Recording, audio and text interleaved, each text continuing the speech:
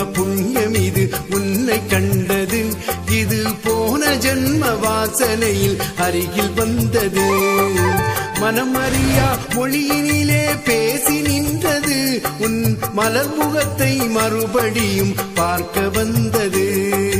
ஐயா எங்கள் ஐயா வைகுண்டா, எங்கள் வைகுண்டா. ஐயா எங்கள் ஐயா வைகுண்டா, எங்கள் வைகுண்டா.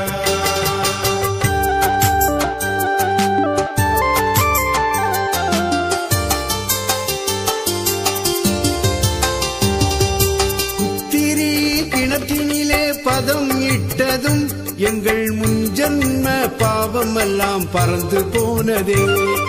புத்திரி கிணற்றை 5 முறை வலம் வந்தால் சமத்துவ நேசம் தெரிகின்றதே. ஐயா